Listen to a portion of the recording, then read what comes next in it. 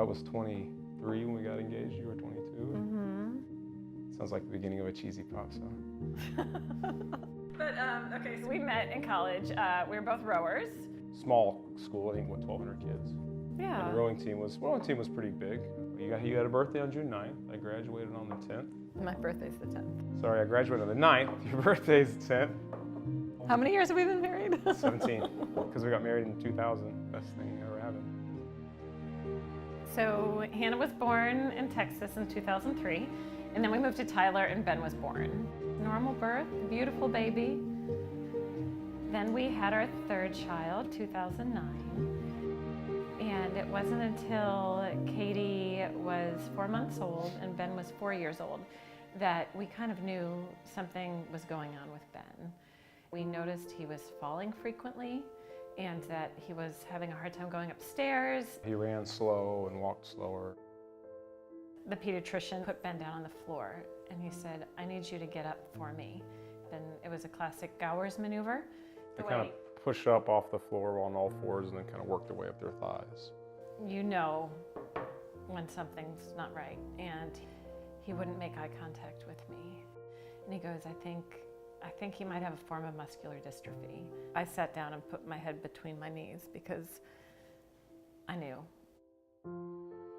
Andy's phone rang. We got a call from the neurologist confirming that it was indeed Duchenne muscular dystrophy. You just know that it was the day life changed.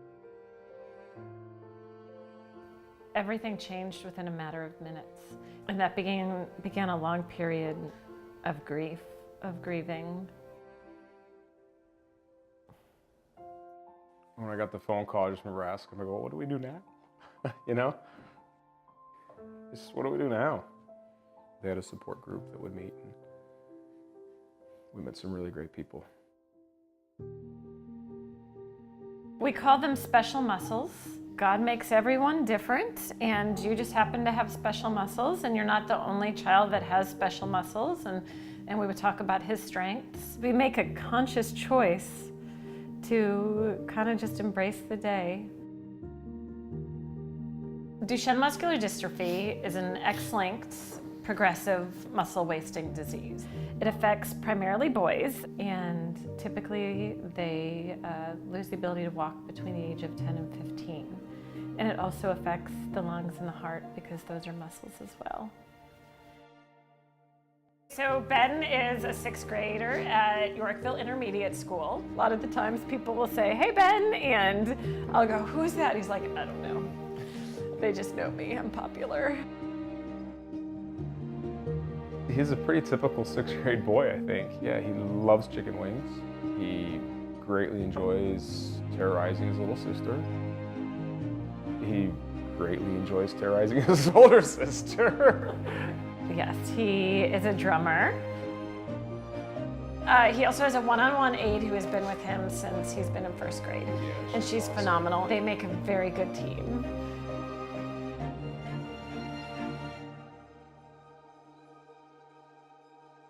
I think he kind of deals with it like we do. I think some days are great and some days really suck. I think he just kind of takes it in stride really well. We have pretty honest conversations with him. About a month ago, he was having a really, really hard time.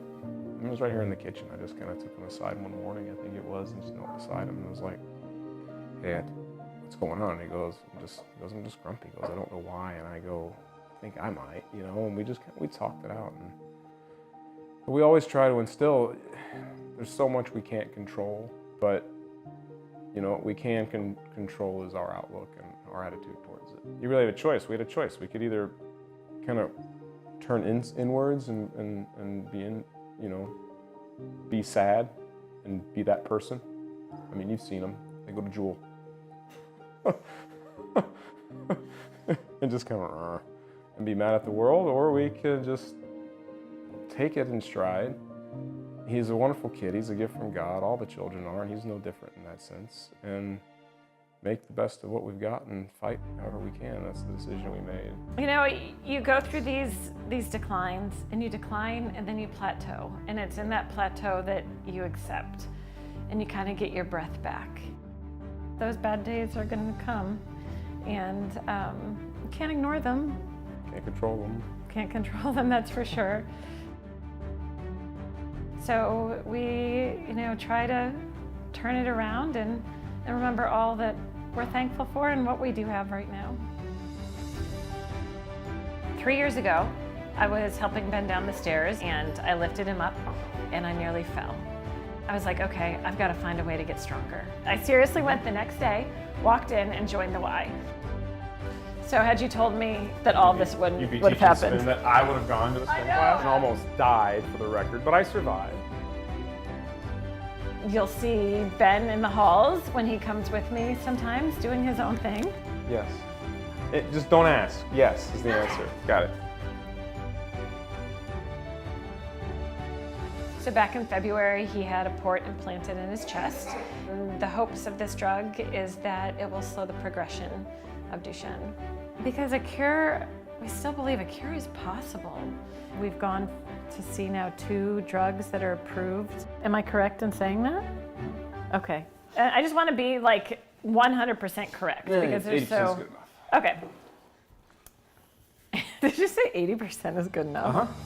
When you're looking at the big challenges, you learn not to sweat the small stuff because there's no room.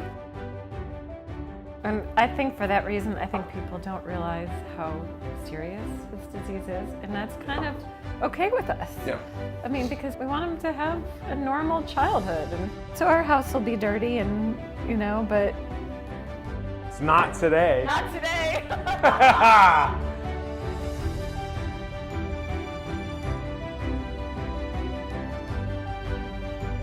Adios!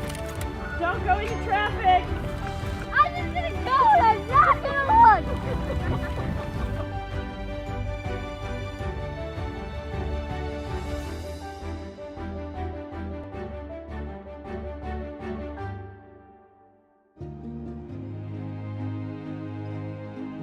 But there will always be challenges. And so you just have to learn how to roll with them. I mean, we're different people. It changes you. And there's some aspects of it that have made us better. In a weird way, it sounds really weird to say it. I don't know if I'd change that. I agree. Yeah, so. We make a good team, don't we?